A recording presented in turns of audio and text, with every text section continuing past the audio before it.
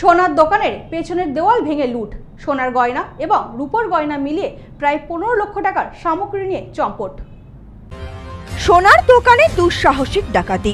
দোকানের পিছন দিকের দেওয়াল ভেঙে শীত কেটে কয়েক লক্ষ টাকার সোনা এবং রূপোর গহনা নিয়ে চম্পট দেয় দুষ্কৃতীরা। ঘটনার জেরে রীতিমতন আতঙ্কিত ব্যবসায়ীরা। অভিযোগের ভিত্তিতে ঘটনার তদন্ত শুরু করেছে বসিরহাট থানার পুলিশ। রাতের অন্ধকারে বসিরহাটের 9 নম্বর ওয়ার্ডের রেজিস্ট্রি অফিস মোড় সংলগ্ন এলাকার সোনার দোকানে দুঃসাহসিক ডাকাতি।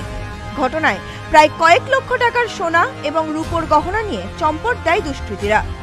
অভিযোগের ভিত্তিতে ইতিমধ্যেই ঘটনার তদন্ত শুরু করেছে পুলিশ। তবে জনবহুল এলাকায় এমন ঘটনায় যথেষ্ট চাঞ্চল্য ছড়িয়েছে। ঘটনার সূত্রে জানা যায়, প্রতিদিনের মতন গতকাল রাতেও দোকানে তালা দিয়ে বাড়ি চলে যায় দোকান মালিক। পরদিন সকালে দোকানে ঢুকতেই চক্ষু চড়ক গাছ সকলের। দোকানে ঢুকতেই তিনি দেখেন দোকানের ভেতরে অর্থাৎ দোকানের পিছন দিকের দেওয়াল ভাঙা এবং শীত কাটা। শুধু তাই নয়, সেই সঙ্গে দোকানে থাকা সমস্ত লকার ভাঙা, নেই কোনো গয়না। দোকানের সমস্ত জিনিসপত্র লণ্ডভণ্ড অবস্থায় ছড়িয়ে ছিটিয়ে রয়েছে চারিদিকে। এরপর দিশেহারা হয়ে দোকান মালিক খবর দেয় পুলিশকে। খবর পেয়ে ঘটনাস্থলে এসে পৌঁছয় পুলিশ। পুলিশের প্রাথমিক অনুমান, দোকানের পেছন দিকে থাকা দেওয়াল ভেঙে শীত কেটে এই দোকান ঘরে ঢুকে দুষ্কৃতীরা পরবর্তীতে লকার ভেঙে সোনা এবং রূপোর গহনা নিয়ে চম্পট দেয়। তবে দোকানে কোনো সিসি ক্যামেরা না থাকায় খানিকটা সমস্যায় পড়েছেন দোকান মালিক। তবে পুলিশের পক্ষ থেকে আশেপাশে থাকা সিসি ক্যামেরার ফুটেজ খতিয়ে দেখে ঘটনার তদন্ত শুরু করা হয়েছে। এ বিষয়ে দোকান মালিক অসিত রায় জানান, দোকানের পেছন দিকের দেওয়াল ভেঙে শীত কেটে এই চুরিটা হয়েছে। দোকানে থাকা সমস্ত কিছু নিয়ে চম্পট দিয়েছে দুষ্কৃতীরা। আনুমানিক প্রায় 15 থেকে 20 লক্ষ টাকার জিনিস হাওয়া হয়ে গিয়েছে। তবে নগদ টাকা কিছু ছিল না। দোকানে থাকা সব গহনা নিয়ে তারা পালিয়েছে। আমরা থানায় অভিযোগ জানিয়েছি। পুলিশ ঘটনার তদন্ত শুরু করেছে। পিছনে দেওয়াল ভেঙে শীতেল চোর আবার উৎপাত হয়েছে। দেওয়াল ভেঙে শীত কেটে ভিতরে ঢুকে আলমারির আপনার গেটটা ভেঙেছে, লকারের তালা চাবি সব ভেঙে সোনা দানা রূপো যা ছিল সব নিয়ে চলে যাবে। হ্যাঁ, পুলিশকে জানিয়েছি, পুলিশও এসেছে, তদন্ত করছে। আমরাও থানায় যাব এবং তার আমরা প্রশাসনের কাছে চাই যে এর সুষ্ঠু মীমাংসা হোক এবং আমার চুরি যাওয়া মালগুলো উদ্ধার যাতে হয় তার ব্যবস্থা করে, সেটুকু আশা রাখি।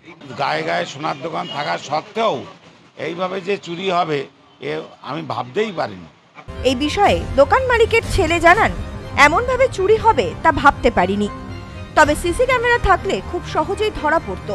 সিসি ক্যামেরা না থাকায় কিছুটা সমস্যায় পড়তে হয়েছে। দোকানে নগদ টাকা না থাকলেও প্রচুর অর্ডারের গয়না ছিল।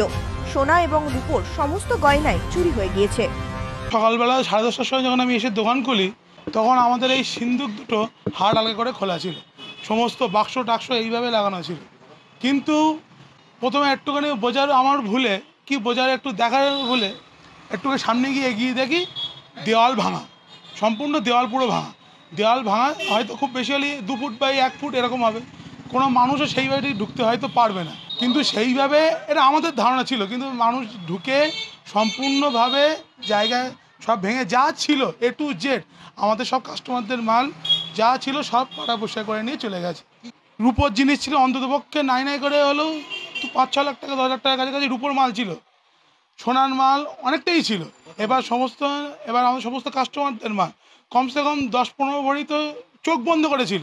সোনাই তো আনুমানিক 15 থেকে 20 লক্ষ টাকা শুধু সোনা, আর রূপো তো প্রায় 5-6 লাখ টাকার উপরে, 7 লাখ টাকা 8 লাখ টাকার রূপো।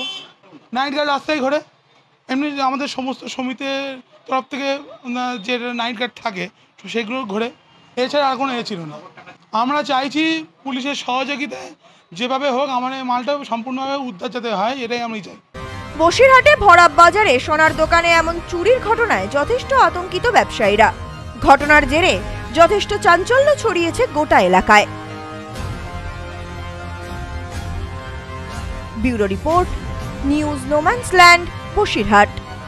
বধুয়া গুঁড়ো মশলা, গন্ধেও ভালো, স্বাদেও ভালো। বধুয়া গুঁড়ো মশলা সম্পর্কে আনে অটুট বন্ধন।